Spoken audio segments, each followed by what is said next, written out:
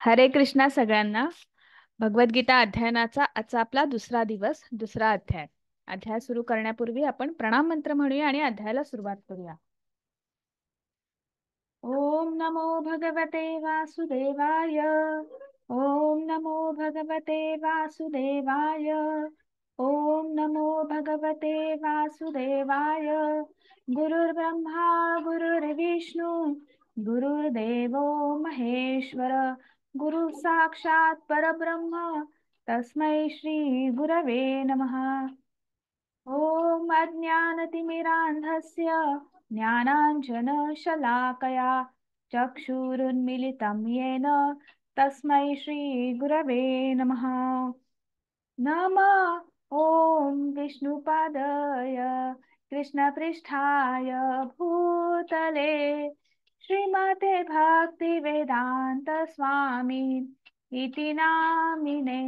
नमस्ते सरस्वती देवे गौरवाणी प्रचारिणे निर्विशेष शून्यवादी पाश्चात्य देश तारिणे. जय श्री कृष्ण चैतन्य प्रभो नित्यानंद श्री अद्वैत गदाधर श्रीवासादि गौर भक्त वृंद. हरे कृष्ण कृष्ण कृष्ण हरे हरे, हरे राम राम राम हरे हरे. हरे कृष्ण कृष्ण कृष्ण हरे हरे, हरे राम राम राम हरे हरे. हरे कृष्ण कृष्ण कृष्ण हरे हरे, हरे राम राम राम हरे हरे. हरे कृष्ण कृष्ण कृष्ण हरे हरे, हरे राम राम राम हरे हरे. हरे कृष्ण कृष्ण कृष्ण हरे हरे, हरे राम राम राम हरे हरे. हरे कृष्णा सगळ्यांना. पुन्हा एकदा सगळ्यांचं खूप खूप स्वागत आहे. आजचा आपला दुसरा अध्याय आहे, दुसरा दिवस. आपण अध्याय सुरू करण्यापूर्वी श्री श्री राधा गोविंद यांना साष्टांग वंदन करूया. आपले गुरु श्री श्रील प्रभुपाद यांनाही साष्टांग वंदन करूया. नामनिष्ठ दास प्रभू ज्यांच्यामुळे आपण ऑनलाईन भगवद्गीता शिकण्याचा आनंद घेत आहोत, तर त्यांनाही आपण वंदन करूया. आणि त्यानंतर सर्व कृष्ण सेवकांना ज्यांच्यामुळे आपला हा जो 18 दिवसाचा कोर्स आहे किंवा हे इस्कॉनचे विविध उपक्रम जे आहेत ते उत्तम पद्धतीने सुरू आहेत. आणि ह्या सर्व कृष्ण सेवकांना वंदन करून आपण पुढे जाऊया.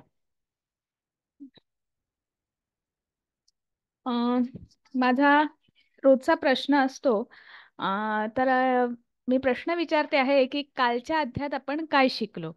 तर मला कोणी सांगू शकेल का? तुम्ही तुमचा डिजिटल हँड रेस केला तरी चालेल, उत्तर चुकलं तरी चालेल, काहीच हरकत नाही. कालच्या अध्यायात काय शिकलो आपण, आठवतंय काही? एका शब्दात, एका वाक्यात कोण सांगू शकेल पटकन? किती जरी संकट असले तरी सर्वावरती मात करण्यासाठी आपण लढा दिला पाहिजे. ओके, खूप छान. हरे कृष्ण. अजून कोणाला सांगायचं आहे?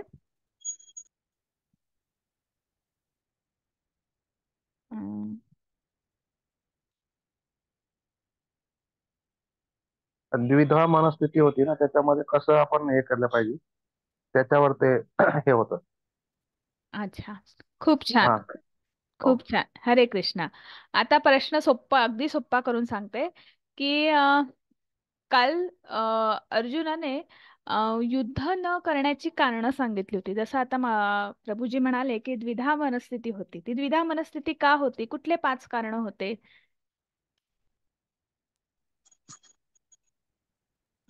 करुणा, आनंद नाही अशा पद्धतीचं, हा पापाविषयी, कौटुंबिक परंपरा हा आणि असामंजस्य, या 5 विषयी काल आपण चर्चा केलेली आहे. हो हो, खूप छान. हरे कृष्ण. हरे हरे कृष्ण. कृष्ण. प्रभूजींनी अगदी परफेक्ट उत्तर दिलेलं आहे की करुणा वाटते आहे, आनंद नाही. पापी प्रतिक्रिया म्हणजे यांच्याशी युद्ध केल्यानंतर मला पाप लागेल की काय, आणि माझ्या कौटुंबिक परंपरेचं काय होईल, माझ्या कुटुंबाचं काय होईल, क्षत्रिय धर्माचं काय होईल.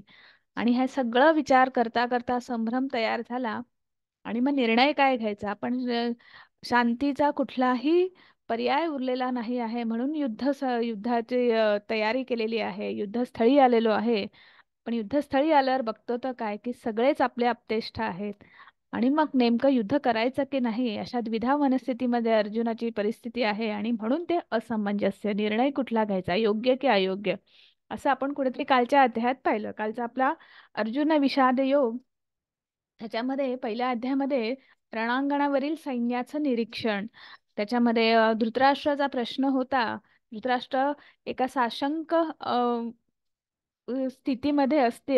ते विचारत आहेत की नेमकं काय सुरू आहे माझ्या पुत्रांमध्ये आणि पांडू पुत्रांमध्ये. आणि मग त्याच्यावर संजय यांनी उत्कृष्ट असं सगळं वर्णन केलेलं आहे की कुरुसेनेचं वर्णन आलेलं आहे.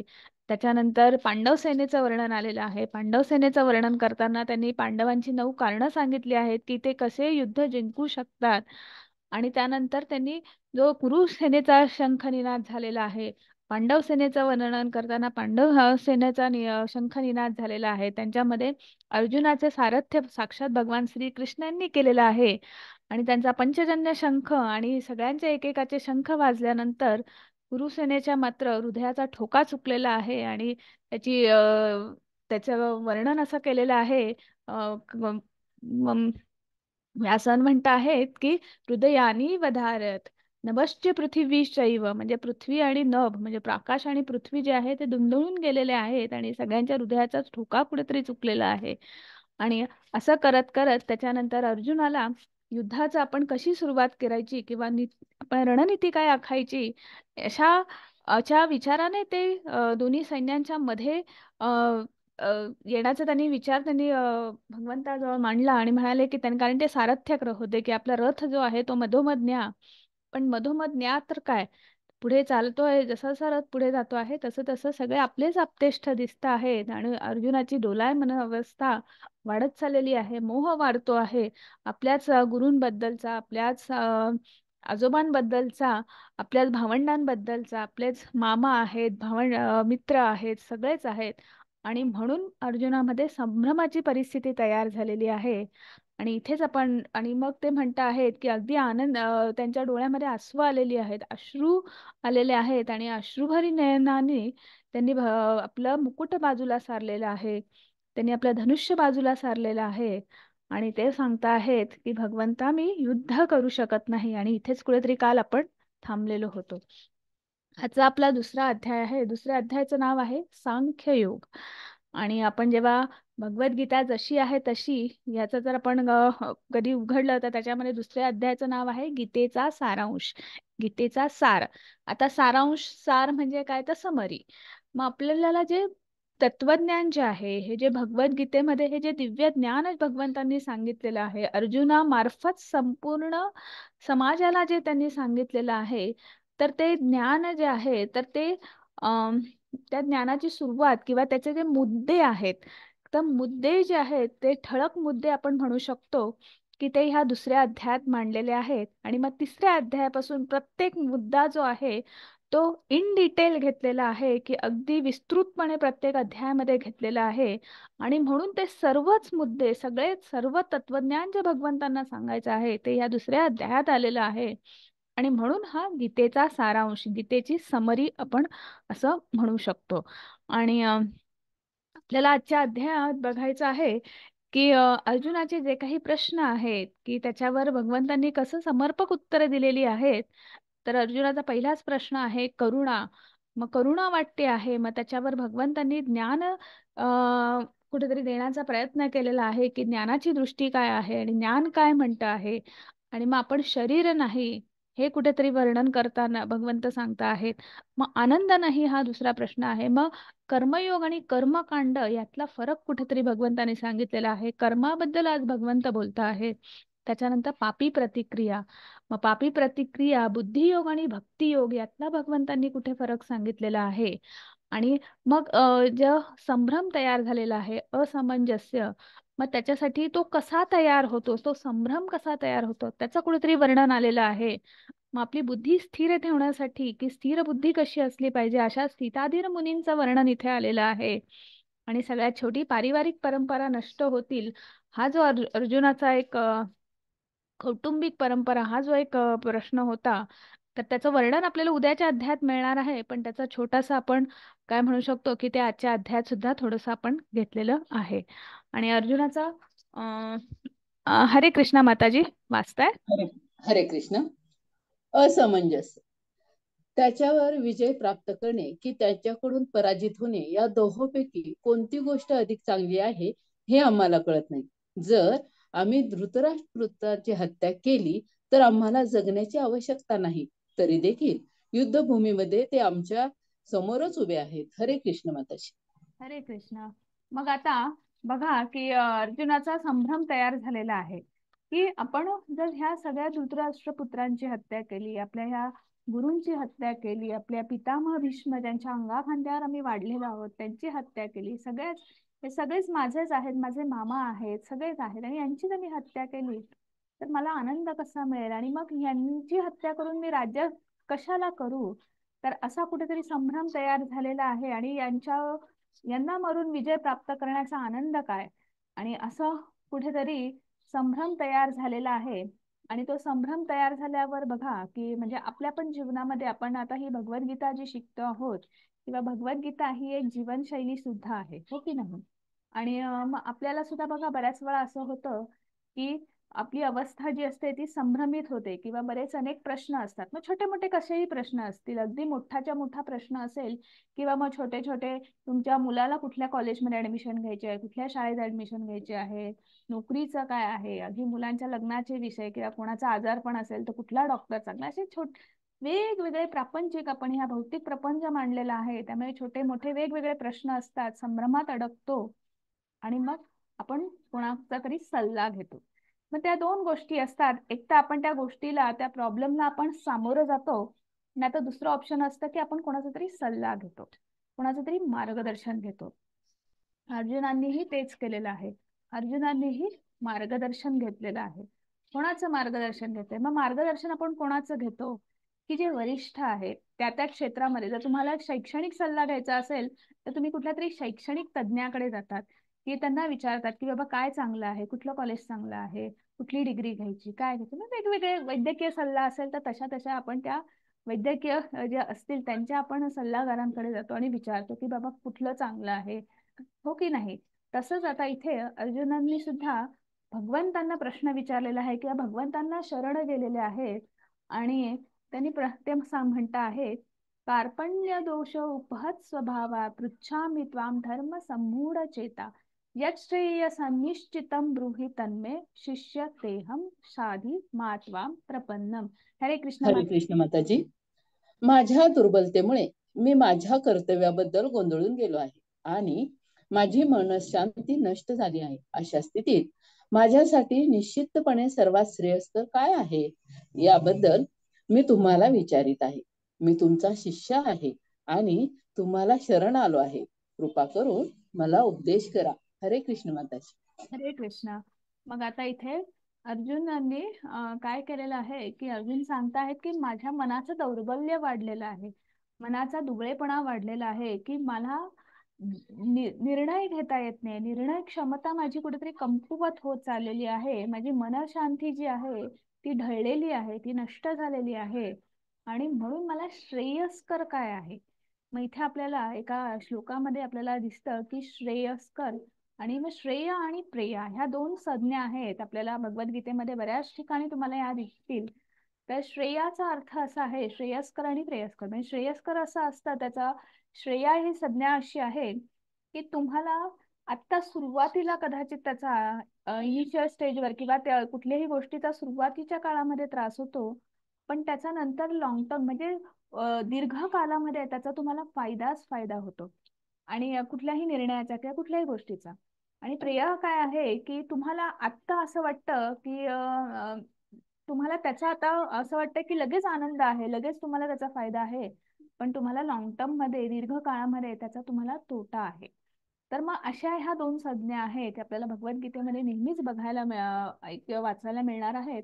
तर तसंच इथे अर्जुनाचा प्रश्न आहे की माझ्यासाठी श्रेयस्कर काय आहे, की जे कदाचित आता मला, माझी मनस्थिती दुर्बल आहे त्यामुळे मला समजत नाही आहे, मला आत्ता त्रास होतो आहे, पण मला दीर्घ काळासाठी माझ्यासाठी काय योग्य आहे, धर्मासाठी काय योग्य आहे, तर तो निर्णय देण्यासाठी मला कृपया मार्गदर्शन करा. मी तुम्हाला शिष्य म्हणून तुमच्या समोर आलेला आहे आणि तुमचा गुरु म्हणून स्वीकार केलेला आहे आणि कृपया मला उपदेश करा, असं कुठेतरी अर्जुनाने भगवंतांना सांगितलेलं आहे. मग भगवान श्रीकृष्ण म्हणजे नेमके कोण, तर आता आपण बघूया की आपण मग भगवंतांकडेच का गेले किंवा भगवान श्रीकृष्ण कोण आहेत. आणि तर आपण थोडस त्याच्या आधी बघूया की त्याच्यासाठी इथे आपल्याकडे एक छोटस उदाहरण आहे. तुम्हाला ह्या चित्रात काय दिसत आहे, कोण सांगू शकतं मला पटकन? क्षितिज. क्षितिज आहे, बरोबर. मग आता मला सांगा, क्षितिज असताना क्षितिज कशाला म्हणतो आपण, की जिथे आपलं पृथ्वी म्हणजे जमीन आणि आकाश ते एकमेकांना टेकलेलं आहे किंवा टच केलेलं आहे, हो की नाही? पण मग ते असं असतं का? प्रत्यक्षात आकाश हे वर आहे, ती एक पोकळी आहे, आणि जमीन ही खाली आहे की नाही, पृथ्वी ही खाली आहे, पण तो आपल्या डोळ्याचा संभ्रम आहे. आपली इंद्रिय सुद्धा तशीच आहेत. पुढे आपण जाऊया की अजून एक छोटस छान उदाहरण आहे की जसं जसं आपण पुढे जाऊ आणि असा विचार करा की तुम्ही ड्रायव्हिंग करता आहात, म्हणजे तुम्ही कुठल्या तरी गाडीत बसलेला आहात, ड्राईव्ह करता आहात, जाता आहात आणि तुम्हाला लांबवर असं क्षितिज दिसत आहे. जसं जसं गाडी पुढे कराल तसं तसं तुम्हाला ते जाल तर तिथे तुम्हाला एक छान डोंगर दिसेल. अजून पुढे गेला तर त्या डोंगरावर झाड दिसेल. अजून जेव्हा पुढे जातात तेव्हा ते झाड कुठलं आहे ते कळतं. अजून पुढे गेल्या की कळतं की त्या झाडावर एक पक्षी बसलेला आहे. नुसता पक्षी बसला नाही, तो त्या झाडावरचं फळ पण खातो आहे, हे पण दिसतं. म्हणजे बघा की आपल्या दृष्टीचा, मग आता मला सांगा ह्या स्थितीमध्ये तुम्ही असं म्हणू शकाल का की तिथे आपल्या इथे हा डोंगर आहे आणि त्या डोंगरावर काही झाड नाहीये किंवा तिथे कोणी पक्षी नाही आहेत, असं आपण म्हणू शकतो का? नाही. जेव्हा जसं जसं आपण जवळ जाऊ तसं तसं आपल्याला ते चित्र जे आहे ते क्लिअर होतं. आपल्याला ती गोष्ट जी आहे ती आपल्याला जास्त छान पद्धतीने दिसू शकते, कारण आपली इंद्रिय जी आहेत ती एका ठराविक अंतरापर्यंत किंवा एका ठराविक गोष्टीपर्यंतच आपल्याला ती कार्यरत आहेत किंवा आपल्याला दिसतं, तेवढं ऐकू येतं. आणि अशीच अवस्था आपल्यात आणि परमात्म्यामध्ये, भगवंतामध्ये असते. तर परमात्म्याचे 3 स्वरूप आहेत. तर आपल्यासाठी, सामान्यांसाठी, आता जर कोणी म्हटलं की भगवंत आहे का, कुठे आहे, काय आहे, तर आपल्यासाठी भगवंत म्हणजे एक ऊर्जेचा स्रोत आहे. याला ब्रह्मन स्वरूप असं म्हणतात भगवंतांचं. की अजून एक छोटं उदाहरण द्यायचं झालं तर तुम्हाला जर कोणी सांगितलं की आता सूर्य आहे, सॉरी आता दिवस आहे का रात्र आहे, तर आपण पटकन खिडकी उघडणार, गॅलरीतनं डोकावणार आणि मग बघणार की नाही बाहेर सूर्य दिसतोय म्हणजे दिवस आहे, नाही सूर्य मावळला म्हणजे रात्र आहे. ही अशा पद्धतीचं आपलं म्हणजे हे जे आहे हे ह्या पद्धतीने जे आपलं अंडरस्टँडिंग आहे, समज जे आहे, तर आपलं आणि भगवंतासाठी हे जे आहे हे ब्रह्मन स्वरूप आहे. अजून जर आपण थोडस पुढे गेलं, ठीक आहे, तर आपण तर ज्यांना याचा वेध घ्यायचा आहे की नाही तो उजेड कशामुळे आहे, खिडकीतला उजेड कशामुळे पडतो आहे, तर तो तिथे सूर्य आहे. सूर्यदेवाकडे बघणार आणि सांगणार की नाही, त्या सूर्याकडे बघणार की नाही हा दिवस आहे, किंवा चंद्राकडे नाही, चंद्र उगवलाय म्हणजे नाही हा रात्र आहे. म्हणजे हे जे रिअलायझेशन आहे, तर हे जे आहे हे परमात्मा स्वरूप म्हणजे त्याचा सोर्स, की ह्या उजेडाचा, ह्या लाईटाचा जो काही सोर्स आहे की त्याचा उगम कुठे आहे, तर हे जी समज आहे याला भगवंताचं परमात्मा स्वरूप म्हणतात. की ज्यांची अध्यात्मामध्ये प्रगती झालेली आहे, प्रगल्भता वाढलेली आहे, ज्यांना तर जे योगी मार्गावर किंवा आत्मसाक्षात्काराच्या मार्गावर आहेत किंवा आत्मसाक्षात्कार झाल्यावर जे भगवंतांचं स्वरूप जे दिसतं, चतुर्भुज रूप जे दिसतात, जे आपल्या सगळ्यांच्या अंतरंगात आहेत, तर त्याचं दर्शन होणं म्हणजेच की भगवंतांचं परमात्मा स्वरूप दिसणं. आणि मग जे अनन्य भक्ती योगामध्ये आहेत, म्हणजे जे अजून ऍडव्हान्स लेवलवर आहेत, तर अशा लोकांना भगवंतांचं हे भगवान स्वरूप म्हणजे कृष्ण रूप जे आहे ते दिसतं, जे फक्त आणि फक्त अनन्य भक्ती योगामध्ये म्हणजे ऍडव्हान्स लेवल आपण म्हणू शकतो आपल्या बोलीभाषेत जर म्हणायचं झालं तर ते दिसतं. म्हणजे जो आपण सूर्याचा जो स्रोत आहे किंवा सूर्यदेव आणि आपण की आपलं त्यातलं काय नातं आहे किंवा त्याच्यापर्यंत पोहोचण्याचा आपला जो प्रयत्न आहे, तर ते जे आहे हे रिअलायझेशन जे आहे की हे अनन्य भक्ती योगाने होऊ शकतं. आणि ते भगवंतांचं तेव्हा ते स्वरूप दिसतं. म्हणजे ह्या 3 गोष्टी ज्या आहेत आपल्या सामान्य लोकांसाठी भगवंताचं एक ब्रह्मन स्वरूप आहे, एक परमात्मा स्वरूप आहे आणि एक भगवान स्वरूप आहे. आपण सध्या सगळे ह्या स्टेजवर आहात की भगवंत आपल्यापासून खूप म्हणजे आहे तो आपल्या आजूबाजू, पण आपल्याला तो समजत नाही आहे किंवा आपली इंद्रिय जी आहेत ती दोषपूर्ण इंद्रिय आहेत. मग अशा ह्या भगवंतांना अर्जुन शरण गेलेला आहे. पुन्हा आपण भगवद्गीतेकडे वळूया आणि बघा भगवंत आपल्याला शिष्याकडला शिष्य आपला वाट चुकलेला आहे म्हणता म्हणता त्यांनी बोट धरलेला आहे आणि जी सुरुवात केलेली आहे, तर सुरुवातीलाच भगवंत म्हणता आहेत, देहिनोऽस्मिन् यथा देहे कौमारं यौवनं जरा तथा देहांतर प्राप्ती धीरस्तत्र न मुह्यति. हरे कृष्ण माताजी.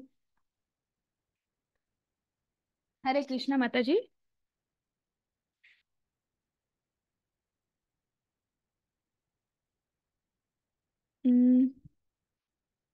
दीपांजली माताजी नाही आहेत वाटतं. ठीक आहे, हरकत नाही, मी वाचते. ज्याप्रमाणे हरे देह कृष्ण. हरे हरे कृष्ण. हरे कृष्ण. हरे कृष्ण माताजी. हरे हरे कृष्ण. कृष्ण. म्यूट होते. Okay okay. ज्याप्रमाणे देहधारी आत्मा अविरतपणे या देहात बालपणापासून तारुण्यात आणि तारुण्यातून म्हातारपणात जात असतो, त्याचप्रमाणे मृत्यूनंतर जीवात्मा दुसऱ्या देहामध्ये प्रवेश करतो. अशा स्थितांतरामुळे धीर मनुष्य गोंधळून जात नाही. हरे कृष्ण माताजी. हरे कृष्ण. मग भगवंतांनी ज्ञान काय आहे, मग हा जो संभ्रम जो आहे तर हा कुठेतरी दूर करायचा प्रयत्न केला आहे. मग सुरुवातीलाच भगवंत म्हणत आहेत की आपण कोण आहोत. भगवंतांनी ज्ञानाची दृष्टी की अज्ञानाचा संभ्रम कुठेतरी दूर करायचा प्रयत्न केलेला आहे. आणि मग आपण कोण आहोत, आपली ओळख काय आहे ते सांगितलेलं आहे की आपण शरीर नाही, आपण आत्मा आहोत. आणि मग आपला आत्मा जो आहे तो काय करतो आहे की त्याची अवस्था बघा, जेव्हा आपला आत्मा शरीर धारण करतो, शरीररूपी यंत्र धारण करतो, तेव्हा बघा की आपण बाल्यावस्थेत असतो, मग त्याच्यानंतर हळूहळू आपण वाढत जातो, मग आपण कौमार्य अवस्थेत येतो, मग आपण तरुण होतो, मग मध्यमवयीन होतो, मग वृद्ध अवस्था होते आणि ते शरीर नंतर वृद्धावस्थेनंतर शरीर इतकं जीर्ण जीर्ण जीर्ण होत जातं की कालांतराने तो आत्मा त्या शरीराचा त्याग करतो. आत्मा त्या शरीराचा त्याग करतो त्याला आपण मृत्यू असं म्हणतो. आणि आत्मा जेव्हा शरीर धारण करतो तेव्हा त्याला आपण जन्म असं म्हणतो. एक शरीर धारण केल्यानंतर जेव्हा एक शरीराचा त्याग होतो तेव्हा आत्मा दुसरं शरीर धारण करतो. याचा अर्थ असा आहे की तुला नेमकं कोणाला मारायचं आहे, तू जो समोर जे उभा आहे तर तो आत्मा जो आहे त्याचा आत्मा किंवा तुझा आत्मा किंवा समोर तुझ्या जे शत्रू पक्षातले जे आहेत, तर तू मारणार कोणाला आहेस, तर तुझ्या शरीराला मारणार आहेस, तू त्या आत्म्याला मारणार नाही आहेस. कारण आत्मा हा चिरंतन आहे, शरीर हे नाशवंत आहे. आणि हे ज्यांना माहिती आहे तर असा ज्ञानी मनुष्य जो आहे तो समोर कुठलीही परिस्थिती असेल तर तो गोंधळून जात नाही, तर त्या परिस्थितीला ज्ञानाने सामोरं जातो की नाही हे असं असं आहे म्हणून असं असं घडलेलं आहे. आणि मग लगेच पुढे भगवंत म्हणता आहे, नैनम छिन्नन्ति शस्त्राणि नैनम दहति पावकः न चैनम क्लेदयन्त्यापो न शोषयति मारुतः. हरे कृष्ण हरे माताजी. कृष्ण. या आत्म्याचे कोणत्याही शस्त्राद्वारे तुकडे करता येत नाहीत. अग्नीद्वारे याला जाळता येत नाही आणि पाण्याद्वारे त्याला भिजवताही येत नाही. तसेच वाऱ्याने त्याला सुकवताही येत नाही. हरे कृष्ण माताजी. हरे कृष्ण. आपला आत्मा हा शाश्वत आहे. मग शाश्वत का आहे तर त्याच्यावर लगेच भगवंतांनी उदाहरण दिलेलं आहे. आणि उदाहरणही असं का दिलेलं आहे, कारण की युद्धभूमीवर आहे, सगळे रथी महारथी समोर आहेत, त्यामुळे प्रत्येकाकडे वेगवेगळे काय म्हणू शकतो आपण आयुध आहेत, वेगवेगळी शस्त्र आहेत, ब्रह्मास्त्र आहेत. आणि म्हणून त्यांनी सांगितलं आहे की अग्नी अस्त्र आहे, वायू अस्त्र आहे, वेगवेगळी अस्त्र आहेत. आणि म्हणून उदाहरण असं देत आहे की नैनम छिन्नन्ति शस्त्राणि, कुठल्याही शस्त्राने आत्म्याचा तुकडे करू शकता येत नाही. त्याच्यानंतर नैनम दहती पावकः, अग्नीने सुद्धा त्याला जाळू शकत नाही. अग्नीने जळतो तो देह असतो, तो शरीर असतो, आत्मा नव्हे. त्याच्यानंतर न चैनम क्लेदयन्त्याप न शोषयती मारुतः. मग त्याला तुम्ही पाणी टाका म्हणतो आत्मा ओला झाला नाही. त्यामुळे त्याला पाण्यानेही ओलं करता येत नाही. त्याला तुम्ही ओला झाला आहे म्हणून सुकवायचा प्रयत्न कराल तर सुकवताही येणार नाही. म्हणजे आत्म्यावर ह्या कुठल्याही पंचमहाभूतांचा काहीही परिणाम होत नाही. आत्मा हा अमर आहे, चिरंतन आहे, शाश्वत आहे. हे ज्ञान कुठेतरी देत आहे. त्यामुळे तुला नेमकी करुणा कशाची वाटते आहे? त्या शरीराची का त्या त्या अशाश्वत शरीराची, त्या नाशवंत शरीराची, का त्या चिरंतन अशा शाश्वत आत्म्याची? असं कुठेतरी भगवंतांनी सांगायचा प्रयत्न करता आहेत. आणि मग पुढे म्हणता आहेत, अवाश्च वादांश बहुन वदिष्यन्ति तवाहितः, निंदस्तव सामर्थ्य ततो दुःखतरम नु किम. हरे कृष्ण. हरे कृष्ण. तुझे शत्रू अनेक अपमानास्पद शब्दात तुझे वर्णन करतील आणि तुझ्या योग्यतेचा उपहास करतील. याहून अधिक दुःखर असे तुला काय आहे? हरे कृष्ण माताजी. हरे कृष्ण. मग इथे भगवंत सांगता तू एक क्षत्रिय आहेस. आता इथे भगवंत बघा आता हळूहळू कसं पुढे जात आहेत. अर्जुन सांगतायत मला आनंद झाला नाही. अर्जुन म्हणताय, आता इथे भगवंत सांगतायत तू क्षत्रिय धर्म आहे. बरोबर. मग धर्म आपल्याकडे, आता धर्म म्हटला की आपल्याकडे एक रिलिजन म्हणून आपल्याला त्याचा अर्थ माहिती आहे. पण धर्म म्हणजे गुणधर्म. बरोबर. आता साखरेचा गुणधर्म काय आहे? उदाहरणच द्यायचं झालं तर साखरेचा गुणधर्म काय आहे? तर तो त्या साखरेचा गोडवा. साखर म्हटलं की आपल्या बरोबर आपल्या तोंडात गोडच की काहीतरी गोड पदार्थ समोर येणार आहे किंवा आपल्याला गोड खायचं आहे असं आपल्याला हे होतं. मीठ म्हटलं की त्याच्यातला खारटपणा म्हणजे तो त्याचा गुणधर्म आहे. मग आपला आत्मा जो आहे किंवा आपला जो हे आहे तर त्याचा गुणधर्म काय आहे? त्याचा धर्म काय आहे? तर त्याचा धर्म जो आहे तो कर्म करणं, नित्य कर्म करणं. किंवा तिथे त्याचे सुद्धा दोन आपण हे म्हणू शकतो की एक स्वधर्म आहे आणि एक नित्य धर्म आहे. मग स्वधर्मामध्ये काय आहे? तर आपल्याला सेवा करणे. मग सेवा कोणाची? मग आपण बघा तर आपण ह्या भौतिक प्रपंचात आहोत, आपण आपल्या परिवाराची, कुटुंबाची, आपतेष्टांची आपण सेवा करतो, आपल्या इंद्रियांची सेवा करतो. इंद्रिय तृप्तीसाठी किती गोष्टी करतो आपण. त्यामुळे इंद्रियांची ती एक प्रकारे सेवा झाली. नित्य धर्म काय आहे? तर नित्य धर्म असा आहे की तुम्ही पूजा अर्चा करतायत, भगवंतांचं नाम घेता आहेत, तीर्थक्षेत्री जाऊन भेट देता आहेत, किंवा हे सगळं जे झालं, मंदिरात जातात तुम्ही रोज अगदी वेळात वेळ काढून वगैरे, हे सगळं जे झालं हा तुमचा नित्य धर्म झाला. मग इथे भगवंत सांगता आहेत की तू एक क्षत्रिय आहेस, तुझा धर्म काय आहे? धर्माचं रक्षण करणं. बरोबर. तुला कर्म करलं पाहिजे की तू जर ते नाही केलंस, तू एक ब्राह्मणासारखा तू म्हणाला की नाही मी हे सगळं सोडणार आणि मी जातोय जंगलामध्ये आणि काय म्हणतात ते नामजप करेल किंवा तपश्चर्या करेल, तर मला सांगा की हे जे समोर जे उभे आहे, ज्यांची तुला करुणा वाटते आहे, उद्या तेच तुला जो उपहास करतील आणि म्हणतील की अरे तो अर्जुन बघा आम्हाला बघितलं आणि युद्धस्थळी आला आणि तो आम्हाला बघताच पाठ फिरवली आणि युद्धस्थळावरून तो पळून गेला. ते असं म्हणणार नाही की बरं झालं अर्जुन गेले त्यामुळे आमचे प्राण वाचले, असं कधीही कोणी म्हणणार नाही. आणि तुमचा उपहास करतील. आणि आत्ताच असं नाही तर भविष्यातही तुमचा उपहास केला जाईल. जो श्रेष्ठ धनुर्धर अर्जुन युद्धस्थळावर आला आणि शस्त्र त्यागून निघून गेला. तर याहून दुःखासारखं काय आहे की फक्त एक तुलाच असं नाही तर तुझे आई वडील किंवा तुमच्या कुळाला, की ज्या कुळाचा तू विचार करतो आहे, किंवा ज्या पितामह भीष्मांचा विचार करतो आहेस, ज्या गुरु द्रोणाचार्यांचा विचार करतो आहेस, तर त्यांच्यासाठी दुःखाची गोष्ट काय असेल की ज्या श्रेष्ठ धनुर्धर अर्जुनाला जो आहे की त्याचा पुढे लोक उपहास करत आहेत. तर याहून दुःखकर काय असेल असं इथे भगवंत सांगता आहेत. याहून अपमानास्पद काय असेल? आणि म्हणून तुला कर्म करायचं आहे. आणि मग ते कर्म करण्यासाठी तिथे भगवंताने सांगितलेलं आहे कर्म तुला युद्ध करायचं आहे. मग त्याचा फायदा कसा आहे ते पण लगेच भगवंत सांगतात. हतो वा प्राप्ती स्वर्ग जित्वा वा भोक्षसे महिम तस्मात उत्तिष्ठ कौंतेय युद्धाय कृतनिश्चय. हरे कृष्ण माताजी. हरे कृष्ण. हे कौंतेया, रणभूमीवर तू मारला जाशील आणि तुला स्वर्ग प्राप्त होईल, किंवा तू विजयश्री प्राप्त करून पृथ्वीचे साम्राज्य उभोगशील. म्हणून दृढनिश्चयी होऊन उठ आणि युद्ध कर.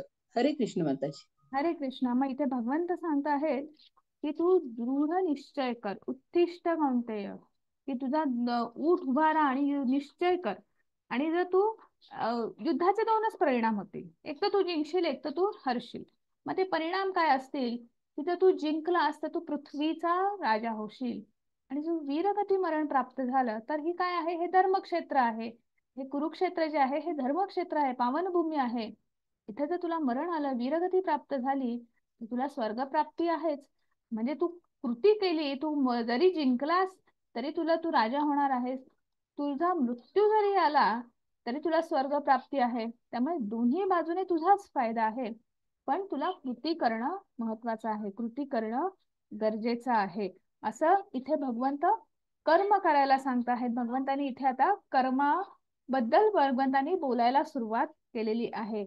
आणि मग पुढे म्हणत आहेत की कर्म करण्यासाठी भगवंत पुढे सांगता आहेत, नेहाभिक्रमनाशोस्ति प्रत्यवायो न विद्यते स्वल्पम अपि अस्य धर्मस्य त्रायते महतो भयात. हरे कृष्ण माताजी. हरे कृष्ण. या प्रयत्नात कोणतेही नुकसान किंवा ऱ्हास नाही आणि या मार्गातील अल्प प्रगतीनेही मनुष्याचे मोठ्या भयंकर भयापासून संरक्षण होऊ शकते. हरे कृष्ण माताजी.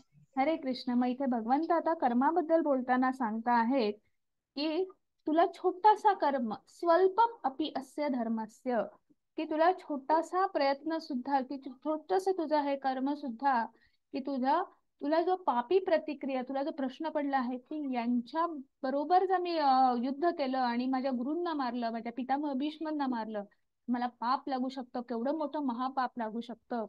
तर तू जेव्हा हे भगवंतांनी कर्मकांड आणि कर्मयोग ह्या दोन गोष्टी सांगितलेल्या आहेत. कर्मकांड म्हणजे आपण करतो आहोत, कर्म करतो आहोत, पण जेव्हा आपण ते फळाचा विचार करतो आहोत, फळाची अपेक्षा करतो आहोत आणि त्याच्याने जे कर्म केलेले आहे की जिथे कुठेही भगवंत नाही आहे, पण आपण असं समजतो की हे मी माझ्या आनंदासाठी करतो. आता अर्जुनाचा विचार कसा आहे की हे माझे आहेत, मी माझ्या आनंदासाठी करतो आहे, आमच्यावर अन्याय झालेला आहे, असं सगळा विचार करून अर्जुन विचार करतोय आणि युद्ध करायचं की नाही, केलं तरी तर हा विचार करतो आहे. आणि मग इथे भगवंत सांगतात की कुठलंही कर्म करताना तुम्ही त्या कर्माचे कर्ता आहात असा विचार न करता तुम्हाला त्या कर्माच्या फळाचा त्याग करायचा आहे आणि ते कर्म भगवंताला अर्पण करायचं आहे, भगवंताला समर्पित करायचं आहे. म्हणजे त्या कर्मकांडाचा तुम्हाला कर्मयोग करायचा आहे, त्या कर्माचा तुम्हाला कर्मयज्ञ करायचा आहे, त्याचे फळ जे आहे ते भगवंताला समर्पित करायचं आहे. मग ते छोटस कार्य सुद्धा असेल की जे भगवंताला समर्पित केलेलं असेल तरी त्याचा तुम्हाला दोष लागत नाही. आणि येथे आपल्याला भरपूर उदाहरणं आहेत त्याच्यासाठी. तुम्हाला रामायणाचं उदाहरण आता मी पहिल्या सगळे घेते. इथे आपल्याकडे 2 रामायणाची उदाहरणं आहेत आणि श्रीराम बद्दल आता आपण सगळीकडे चर्चा ऐकतो आहे, तर तेच आपण उदाहरण घेऊया.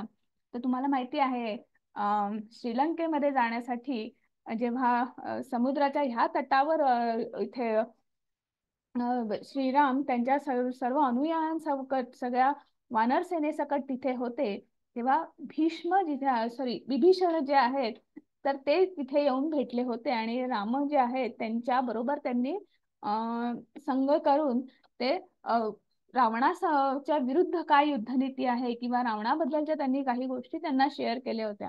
आता मला सांगा, विभीषण जे आहेत ते रावणाचे सगळ्यात छोटे भाऊ होते. म्हणजे आपण जर भौतिकदृष्ट्या विचार केला तर बघा आपल्याला हे किती चुकीचं वाटेल की लहान भाऊ मोठ्या भावाचा शत्रू झाला. आपल्या डोक्यात पटकन हे येऊ शकतं की नाही, पण नाही.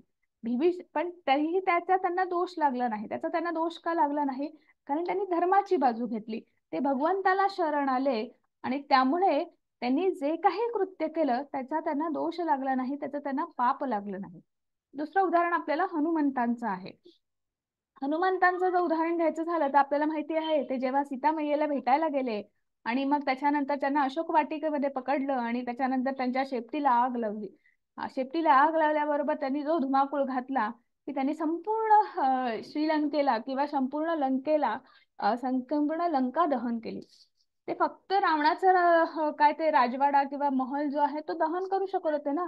बाकीचे जे इनोसंट किंवा जे निरागस लोक होते की ज्यांचा ह्या कृत्यामध्ये काही संबंध नाही, अशा लोकांचं का घरं त्यांनी जाळली, असा आपल्या भौतिक दृष्टीत विचार करणाऱ्या लोकांचा सहज प्रश्न आहे ना. आणि ते फक्त रावणालाच मारायचं ना, त्याच महल दहन करायचं, बाकीच्या संपूर्ण लोकांना का केलं, असा आपला सहज प्रश्न पडू शकतो.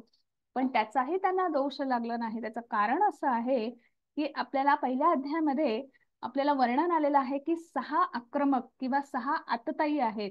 त्याच्यामध्ये सगळ्यात पहिलं जे आहे की जे आपण दुसऱ्याच्या घराला आग लावणे किंवा दुसऱ्याची संपत्ती हडप करणे किंवा कोणाची जमीन हडप करणे, त्याच्यानंतर आपण कुठल्या नाहक कोणाला तरी कोणावर शस्त्रप्रयोग करणे, एखाद्याला विष देणे, आणि सगळ्यात महत्वाचं म्हणजे परस्त्री जी आहे तिचं हरण करणं, तिचा अपमान करणं. तर हे जे 6 जे आहेत यांना आतताई असं म्हणतात की ह्या कृत्याला माफी नाही किंवा ह्या कृत्याला कुठलाही त्याचं आपण म्हणू शकतो की त्याच्यावर कुठलाही उपाय नाही आहे आणि त्याचं तुम्हाला पापकर्मच लागतं, त्याचं तुम्हाला भोगावंच लागतं. तर असे जे आहेत, आणि म्हणून जे भगवान हनुमंत जे होते किंवा विभीषण जे होते त्यांनी धर्माला अनुसरून भगवंताला शरण जाऊन कृत्य केलं, त्यामुळे त्यांना कुठलाही दोष लागला नाही. अजून एक छोटस छान गोड उदाहरण आहे. मला वर उंदीर दिसतो आहे, तर उंदराला चेरी खूप आवडते आणि तो त्या मंदिरामध्ये एका गेला होता. मंदिराच्या गाभाऱ्यामध्ये त्याला असं वाटलं की चेरी खाण्याच्या म्हणजे भूक लागली होती म्हणून तो तिथे काहीतरी नैवेद्य असेल म्हणून गेला असेल. तर तिथे दिवा होता आणि तो दिवा विझायला, दिवा विझतो तेव्हा बघा किती वात लाल लाल होते, आणि मग त्याला असं वाटलं की तिथे ती चेरीच आहे आणि म्हणून तो ती घ्यायला गेला. तर ते वात जी आहे जी विझायला आली होती ती अजून थोडी वर झाली आणि वात छान पेटायला लागली, आणि पण ते गरम होतं ना, त्यामुळे तिथे उंदराला मृत्यू आला किंवा तर त्या तिथे त्यांना मृत्यू समयी की भगवंताच्या चरणाशी त्यांनी तो दिवा पेटवला, तर ह्या छोट्याशा गोष्टीचा सुद्धा त्यांना उद्धार झाला आणि त्या उंदराचा उद्धार झाला.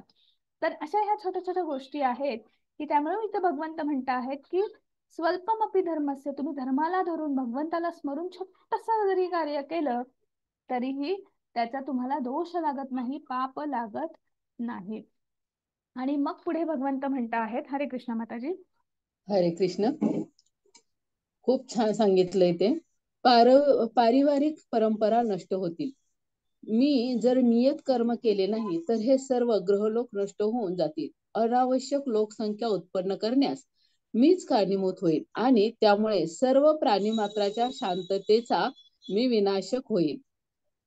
हरे कृष्ण माताजी. हरे कृष्ण. मग आता इथे पारिवारिक परंपरा नष्ट होतील किंवा इथे भगवंत आता कर्माबद्दल बोलत आहेत. मग भगवंत स्वतःच उदाहरण देत आहेत की हे सर्व जे कर्म जे आहे, जर मी माझं नियत कर्म केलं नाही, हे जे सृष्टीचक्र जे आहे ते जर मी असं, तर मी माझं कर्म करायचं नाही असं ठरवलं आणि सृष्टी चक्रामध्ये जर मी कुठेतरी हस्तक्षेप केला तर केलं नाही, तर कितीही अशांतता, किती अराजकता माजेल असं कुठेतरी भगवंत उदाहरण देत आहेत. आणि भगवंत सांगत आहेत की तुला जो प्रश्न पडला आहे की वर्णसंकर होईल, की माझ्या संपूर्ण जर क्षत्रिय चा जर इथे नाश झाला युद्धामध्ये, जर त्यांना मृत्यू आलं तर त्यांचं पुढे कसं होईल, त्यांच्या बायकांचं कसं होईल, वर्णसंकर होण्याचा प्रश्न आहे, परकीय आक्रमणाचा प्रश्न आहे. तर असं काही होणार नाही, कारण की जर हे बाकीचे क्षत्रिय जरी त्यांचा मृत्यू आला तरी युधिष्ठिर हा राजा होणार आहे. त्यामुळे भगवंतांनी जे नियम बांधून ठेवलेले आहेत समाजाच्या कल्याणासाठी, वर्ण आणि आश्रम, या वर्णाश्रम धर्माचा नियम जो आहे तो तुम्ही समाजामध्ये त्या पद्धतीने तुम्ही तुमचं राज्य चालवा आणि वर्ण संकर न होता ते राज्य जे आहे ते रामराज्य होईल, ते सुराज्य होईल असं कुठेतरी भगवंत सांगतायत. उद्याच्या अध्यायामध्ये आपण हे विस्तृतपणे बघणार आहोत. आणि मग असमंजस्य दोलायमान अवस्था द्विधा मनस्थिती का तयार होते हेही इथे सांगितलेले आहे. व्यवसायात्मिका बुद्धी. हरे कृष्ण. हरे कृष्ण. हा. जे या मार्गावर असतात त्यांची बुद्धी दृढनिश्चय असते आणि त्यांचे ध्येयही एक असते. हे प्रिय कुरुनंदन, जे डळमळीत वृत्तीचे असतात त्यांच्या बुद्धीला अनेक फाटे फुटलेले असतात. हरे कृष्ण माताजी. हरे कृष्ण. इथे सांगताय व्यवसायात्मिका बुद्धी केह कुरुनंदन बहुशाखा हन्यस्ताश्च बुद्धयो व्यवसायिनाम. मग इथे सांगता आहेत की बुद्धी जी आहे ही दोलायमान अवस्था, ही द्विधा मनस्थिती का तयार होते आपला, कारण की निश्चय जो आहे तो दृढ निश्चय नाही आहे, ती दळमळीत अवस्था आहे. आपण असं संपूर्ण, आणि म्हणून त्याला अनेक शाखा फुटलेल्या आहेत. बहुशाखा ह्यन्यस्ताश्च, म्हणजे मग अनेक विचार. मग आता अर्जुनाच्या मनात विचारायला, अरे हे तर माझे गुरु आहेत, अरे हे तर माझे पितामह आहेत, मी यांना मी कसं मारू, मग मला आनंद कुठे होईल, मग मला, म्हणजे हे अनेक विचार. आपल्या बाबतीतही असं होतं की नाही, की अरे हे असं केलं तर अतिविचार, किंवा हे जेव्हा, कारण का होतं की आपण अतिविचार का करतो, कारण त्या निर्णयाशी आपण ठाम नसतो, त्या दृढ निश्चयी नसतो. आणि म्हणून भगवंत सांगता आहेत की जिथे दृढ निश्चय नाही, जिथे जो निश्चय जो आहे तो मुळातच डळमळीत आहे. आणि हे कोणाला सांगता आहेत? अर्जुनाला सांगता आहेत. अर्जुन कोण आहे? श्रेष्ठ धनुर्धर, की ज्याला फक्त पक्षाचा डोळा दिसत होता. कोणाला आकाश दिसतंय, कोणाला फळं दिसतात, कोणाला पानं दिसत आहेत, आपल्याला ती गोष्ट माहिती आहे. पण अर्जुनाला फक्त त्या पोपटाचा डोळा दिसत होता. आणि द्रोणाचार्य म्हणाले की आत्ता तू बाण मार. एवढ्या संपूर्ण सगळ्या शिष्यांमध्ये 100 कौरव, 5 पांडव, द्रोणाचार्यांचा मुलगा, सगळे तिथे होते, वेगवेगळे शिष्यगण तिथे होते, पण ह्याच्यामध्ये फक्त आणि फक्त अर्जुन जो होता त्यालाच तो पक्षाचा डोळा दिसत होता. अशा अर्जुनाची अवस्था कशी झालेली आहे? दोलायमान अवस्था झालेली आहे, कारण त्याचा निश्चय जो आहे तो कुठेतरी डळमळलेला आहे. आणि म्हणून भगवंत सांगता आहेत. आणि हे सगळं सांगताना आपल्याला, आपण इथे एक छोटस, भगवंतांना काय सांगायचं आहे की भौतिक दृष्टी आणि आध्यात्मिक दृष्टी, जो संभ्रम आपण म्हणतो तर तो कसा तयार होतो. तर संभ्रमामध्ये, द्वैतामध्ये त्रासलेले, म्हणजे भौतिक दृष्टी जी असते ना, ते सतत कुठल्या ना कुठल्या काळजीत, त्रास, कुठल्याही गोष्टीचा त्यांना त्रासच वाटत असतो. मग तुम्हाला उन्हाळा जरी असेल, बघा आपल्या बाबतीत होतं की नाही, किती गरम होतं, किती गरम होतं.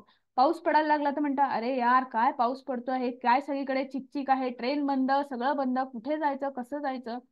मग हिवाळा वाटतो तर किती थंडी आहे, किती गारठला आहे, असं होतं, माझे गुडघे दुखायला लागले, पाय दुखायला लागले. आपल्याला ती थंडी सहन होत नाही. म्हणजे ती 12ही महिने 13ही काळ आपण फक्त त्या, आपण त्रासलेलेच असतो, चिंतामुक्तच असतो. सॉरी, चिंतामुक्त नाही, चिंतेमध्येच असतो. ही भौतिक दृष्टी झाली. कारण आपण विचार काय करतो की आपण फक्त भौतिक दृष्टीचा किंवा लौकिकाचा विचार करतो. मी शरीर आहे असा विचार करतो, की मी करता आहे, हे शरीर माझं आहे, आपण आणि हे शरीर जेव्हा मरणार आहे तेव्हा माझाही मृत्यू होणार आहे, मीही संपणार आहे. आणि म्हणून ह्या सगळ्या विचारांनी आणि सतत आपली चिंता, गोंधळ असा तयार झालेला असतो. तिथे द्वैताची भावना आहे. भगवंत कोण आहेत? एक तर विश्वास नाही आहे, किंवा ज्यांचा विश्वास आहे तर पण मग ती इंद्रिय सदोष आहेत, त्यामुळे तेवढी आपली पोच नाही आहे. ठीक आहे. दुसरी आहे आध्यात्मिक दृष्टी. आध्यात्मिक दृष्टीमध्ये जेव्हा आपण नामजप करतो, काहीतरी अध्ययन करतो आहोत, तर आपला थोडा दृष्टिकोन बदलतो. ह्या भौतिक प्रपंचामधलाच दृष्टिकोन बघा कसा बदलतो. आपण थोडे सहनशील होतो, की ठीक आहे ना, होईल असं आपण म्हणतो, परिस्थितीला सामोरं जाण्याचा प्रयत्न करतो. आणि मग आपल्याला आपल्याला आपण शरीर नाही, आपण आत्मा आहोत हे कुठेतरी वाचलेलं आहे, कुठेतरी याची जाणीव झालेली आहे. आणि मग शरीर जे आहे ते नाशवंत आहे, आत्मा जो आहे तो चिरंतन आहे. आणि मग त्या चिरंतन आत्म्यासाठी, त्या चिरंतन आत्म्यासाठी आपल्याला काय केलं पाहिजे, आत्म्यावर कसे संस्कार केले पाहिजे, मनचित्त बुद्धीवर कसे संस्कार केले पाहिजेत, तर याचा कुठेतरी विचार करतो. आणि मग आपल्या संपूर्ण शरीरामध्ये जे चैतन्य आहे, जो परमात्मा स्वरूप आहे, त्याचा कुठेतरी विचार होतो. तर ही झाली आध्यात्मिक दृष्टी. आणि अशा पद्धतीने ज्याची जीवनशैली तो बदलायचा प्रयत्न करतो, किंवा तशा पद्धतीने तो त्याचं जीवन जगत असतो. मनुष्य जन्म म्हणून आपण जन्माला आलेलो आहोत, तर हा निरदेह मिळालेला आहे. तर ती देह बुद्धी विसरून आपण जेव्हा भगवंतांचा विचार करतो, तर ते आहे, ती झाली आध्यात्मिक दृष्टी. आता अर्जुनाला हा सगळा प्रश्न आहे की भगवंत एकीकडे म्हणत आहेत की कर्म करा, दुसरीकडे म्हणत आहेत की युद्ध कर. मग अर्जुनाचा प्रश्न आहे, पण मग भगवंताला स्मरून कसं कर्म करायचं, किंवा आपण मग भगवंताचंच स्मरण करायचं आहे, कर्म करायचं आहे. मग ते विहित कर्म, म्हणजे विहित कर्म म्हणू शकतो जे गुरूंनी मान्य केलेलं आहे, जे शास्त्राला धरून आहे, जे पुराणांमध्ये म्हटलेलं आहे, असं सगळं एकीकडे करायला सांगता आहेत. तर मग मग आणि दुसरीकडे म्हणतायत की भगवंतांचं पण तुम्ही पूजा करा, नामस्मरण करा. तर कुठेतरी अर्जुनाचा गोंधळ उडालेला आहे. आणि अर्जुनाचा प्रश्न आहे, हरे कृष्ण माताजी. हरे कृष्ण. अर्जुन म्हणाला, हे कृष्ण, ज्याची भावना अशी समाधिस्थ झाली आहे त्यांची लक्षणे काय आहेत? तो कसा आणि कोणत्या भाषेत बोलतो? तो कसा बसतो आणि कसा चालतो? हरे कृष्ण माताजी. हरे कृष्ण. मग आता अर्जुन विचारतायत की स्थिताधीर मुनी जे आहेत की जे योग मार्गाला लागलेले आहेत, की म्हणजे आत्मसाक्षात्काराच्या साठी प्रयत्न करत आहेत, तर त्यांची भाषा कशी आहे, कसे बोलतात, कसे चालतात, असं कुठेतरी प्रश्न विचारलेला आहे. आणि भगवंत सांगता आहेत, श्री भगवान उवाच प्रजहाती यदा कामान सर्व पार्थ मनोगतान आत्मन्येवात्मना तुष्ट स्थित प्रज्ञस्तदोच्यते. हरे कृष्ण माता. हरे कृष्ण. परमपुरुष भगवंत म्हणाले, हे पार्थ, जेव्हा मनुष्य मानसिक उपजातून उत्पन्न झालेल्या सर्व प्रकारच्या इंद्रिय इच्छांचा त्याग करतो आणि जेव्हा त्याच्या मनाला एकांतातच समाधान मिळते, तेव्हा तो शुद्ध दिव्य चैतन्यात असतो असे म्हणतात. हरे कृष्ण माताजी. हरे कृष्ण. मग इथे भगवंत सांगता आहेत की आपलं जे कर्म जे आहे त्याचा त्याग करा, इंद्रिय इच्छांचा त्याग करा, असं कुठेतरी भगवंत सांगता आहेत, हो की नाही.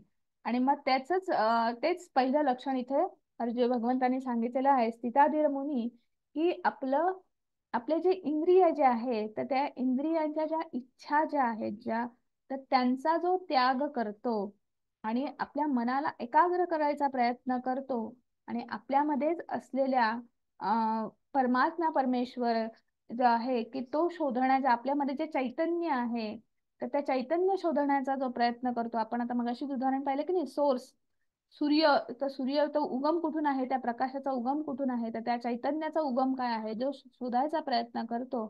तर हे जे आहे तर हे सगळ्यात पहिले लक्षण आहे. आणि याच्यामध्ये यासाठी आपल्याला एक छोटस उदाहरण म्हणजे इथे प्रल्हाद महाराजांचं दिलेलं आहे. प्रल्हाद महाराज अगदी छोटेसे होते, हो, आणि पण ते भगवंतांचे निस्सीम असे भक्त होते, शुद्ध भक्त होते. आणि वडिलांना त्यांच्या आवडत नव्हतं आणि वडील असुर होते. आणि मग त्यांच्यावर किती अत्याचार, की त्या वेगवेगळ्या शस्त्रांनी ते वेगवेगळे असे विचित्र असे सगळे ते असुर त्यांच्या भोवती सडत होते. पण त्याचा त्यांच्यावर काही परिणाम होत नव्हता, त्या छोट्या बालकावर कुठलाही परिणाम होत नव्हता. ओम नमो भगवते वासुदेवाय असं म्हणत म्हणत ते त्यांचं दिनचर्या त्यांची व्यतीत करत होते. आणि आपल्या आजूबाजूला काय चाललं आहे, कोण शस्त्र उपसत आहे, कोण काय करत आहे, काही फरक पडत नव्हता. तर हे जे लक्षण जे आहे तर हे स्थिताधीर मुनींचं लक्षण आहे. त्याच्यानंतर त्यांचंच उदाहरण द्यायचं झालं तर त्यांच्याच आत्यांनी त्यांना घेतलं होतं. आपण होळी साजरी करतो, होळी समारंभ, होळी सण. तर तो होळिकेची कहाणी आपल्याला माहिती आहे की प्रल्हाद महाराजांच्या आत्यांनी त्यांना मांडीवर घेतलं होतं. त्याला अग्निदेव प्रसन्न झाले होते की अग्नी त्यांना जाळणार नाही, जाळू शकत नाही. पण इथं उलट झालं, कारण की भगवंतांचा भक्त होता, प्रल्हादाला काही झालं नाही. पण त्याची होलिका जी होती ती जळून त्यांची राख रांगोळी झाली. तर पण प्रल्हाद आपल्या भगवंतांचं स्मरण करत राहिले.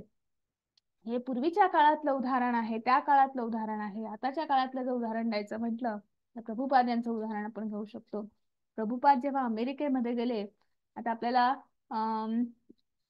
फॉरेनर्सची किंवा परकीय लोकांची आपल्याला लाईफस्टाईल माहिती आहे की त्यांचं नॉनव्हेज खाणं, ड्रिंक्स घेणं हे त्यांच्यासाठी सहज आहे, हीच त्यांची लाईफस्टाईल आहे.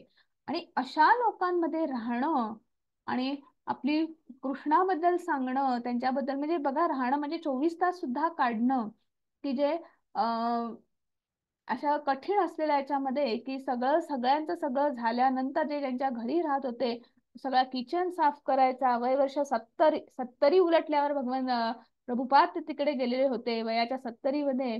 ते सगळं क्लीन करायचे आणि मग त्यांचा तो कुकर जो घेऊन गेले होते आणि ते तांदूळ घेऊन गेले होते, तर त्यांचा तो भात शिजवायचे आणि ते अन्न ग्रहण करायचे. आणि मग ह्या सगळ्या लोकांमध्ये राहणं त्यांच्यासाठी खूप कठीण होतं की पण त्यांनी स्वतःमध्ये कुठलाही बदल न करता त्यांनी त्या लोकांमध्ये परिवर्तन केलं.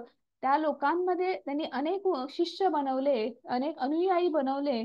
त्यांनी स्वतःच्या हाताने त्यांना प्रसादम म्हणजे प्रसादम, कृष्ण प्रसादम, तर तो शिजवायला शिकवला, कारण की तिकडच्या लोकांना काही माहितीच नव्हतं. आणि तो बनवायचा, त्याच्यानंतर तो सगळ्यांना वाढायचा आणि परत ते सगळं क्लीन करायचं. तर असं हे स्वतः प्रभुपाद यांनी वय वर्ष 70 ओलांडल्यावर केलेलं आहे. तर हे सगळं जे आहे तर म्हणजे त्यांनी बाकी कुठल्याही इंद्रिय इच्छांचा सगळ्यांचा त्याग करून आजूबाजूला काय आहे सगळ्या गोष्टींचा त्यांनी विचार न करता कृष्णासाठी ह्या सगळ्या गोष्टी करायच्या, कृष्ण प्रचारासाठी करायच्या. तर ही जी लक्षणं जी आहेत ही सीताधीर मुनींची लक्षणं आहेत. आणि मग ते बोलतात कसे, त्यांची भाषा काय आहे, तर दुःखेष्वनुद्विग्नी मना सुखेषु विगत स्पृह वितराग भय क्रोध स्थिधी मुनी उच्यते. हरे कृष्ण माताजी. हरे कृष्ण. जो त्रिविधी तापांनीही मनामध्ये विचलित होत नाही किंवा सुखामध्ये हर्षोल्लासित होत नाही आणि जो आसक्ती, भय आणि क्रोध यापासून मुक्त झाला आहे त्याला स्थिर मन झालेला मुनी असे म्हटले जाते. हरे कृष्ण माताजी. हरे कृष्ण. मग आता इथं त्रिविध ताप म्हटलेला आहेत. मग बघा की त्रिविध ताप कुठले आहेत, की ज्याला आपण अधिभौतिक, अधिदैहिक आणि आध्यात्मिक असं आपण म्हणतो, की अधिदैविक किंवा अधिदैहिक म्हणजे आध्यात्मिक आणि अधिदैविक अधिभौतिक. मग अधिभौतिक असं आहे की म्हणजे बघा आपल्याला आता वेगवेगळे ताप असतात. एक तर म्हणजे काय, की आपल्याला भरपूर पाऊस पडतो आहे, म्हणजे पूर येतो आहे, वारा काय म्हणतात त्याला, भरपूर वारा आलेला आहे, किंवा हे सगळं जे आहे की हे जे भौतिक निसर्गापासून जे आपल्याला त्रास होतो आहे, सुनामी आलेली आहे, भूकंप होतो आहे, तर हे आहे अधिभौतिक. त्याच्यानंतर आहे दुसरं जे आहे की आपल्याच घरातले आपले कुटुंबीय असतील, म्हणजे सदस्य असतील, किंवा आपले शेजारी असतील, आपले नातलग असतील, किंवा ऑफिस मधले कलिग्स असतील, यांच्यापासून जो आपल्याला त्रास होतो तो एक त्रास आहे.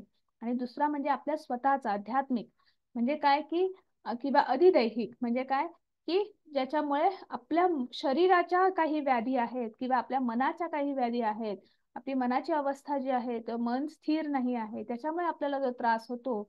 तर हे त्रिविध ताप जे आहेत, आणि त्याच्यामुळे काय होतं की जो ह्या कुठल्याही त्रास समोर आला तरी विचलित होत नाही, त्याला कुठल्याही गोष्टीची आसक्ती नाही, कोणाचंही भय नाही, आणि कुठलाही संताप नाही, क्रोध नाही. तर हे सगळं ज्यांच्यापासून जे मुक्त झालेले आहेत, तर ते हे एक लक्षण म्हणजे स्थिताधीर मुनींचं लक्षण आहे. मग ते बसतात कसे. हरे कृष्ण माताजी. हरे कृष्ण.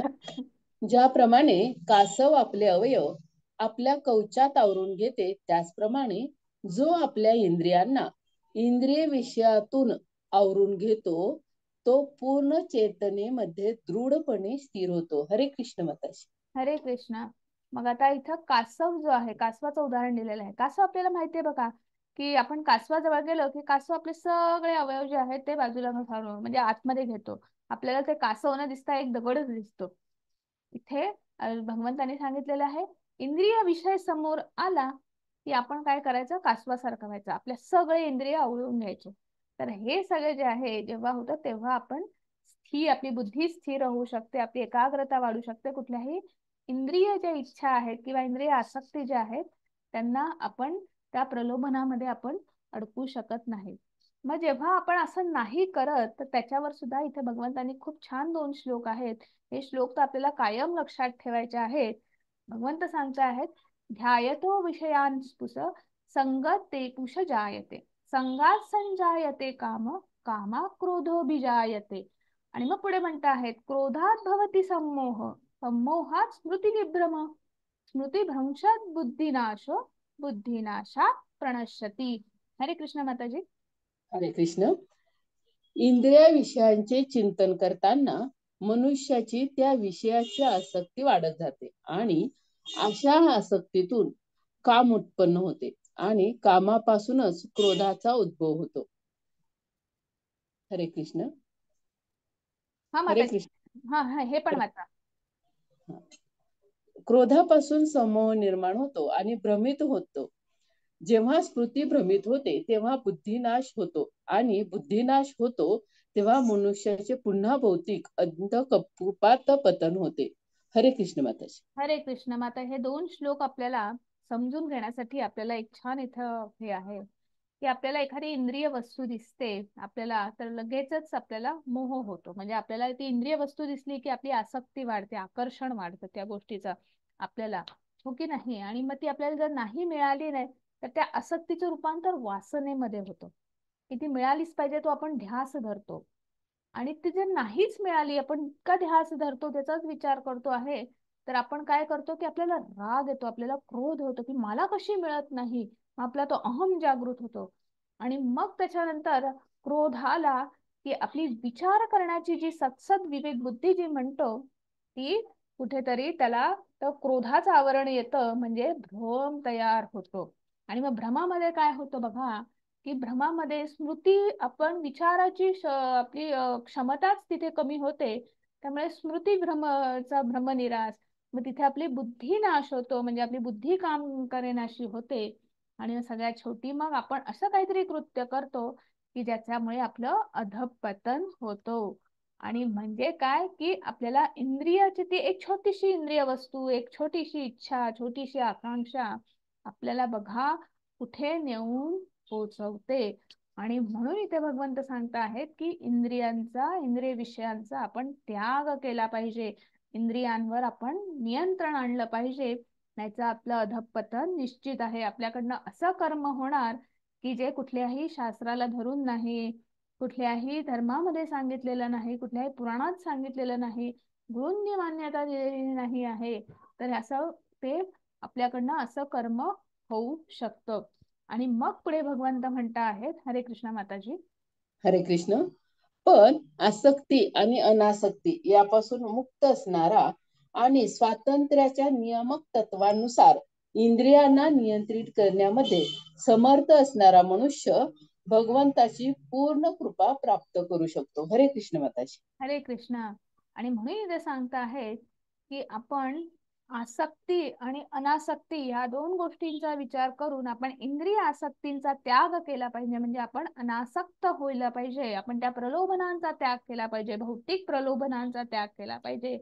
आणि मग अशा जो कोणी असतो, असा जो योगी आहे, असे जे गुरुपदावर आहेत, असे जे संत पदावर आहेत, ज्यांनी आपल्या इंद्रियांवर नियंत्रण आणलेलं आहे, आणि एकच आसक्ती, भौतिक आसक्ती कुठल्याही नाही, लौकिक आसक्ती कुठल्याही नाही, एकच अलौकिकाची आसक्ती, ती भगवंताची आसक्ती, भगवंतासाठीच काही करायचं.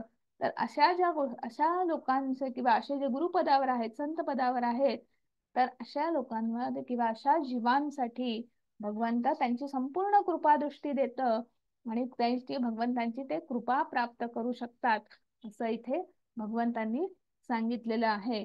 आणि एवढं करूनही भगवंत सांगता आहेत, आपला आजचा अध्याय काय आहे की गीतेचा सारांश, सगळे मुद्दे मांडलेले आहेत, ठाक ठाक ठाक ठाक ठाक सगळे मुद्दे भगवंतांनी मांडले आहेत. की करुणा वर सांगितलं आहे की ज्ञानाचा प्रकाश दिलेला आहे, आनंद नाही म्हटल्यानंतर कर्मकांड काय आहे आणि कर्मयोग काय आहे हे सांगितलेलं आहे.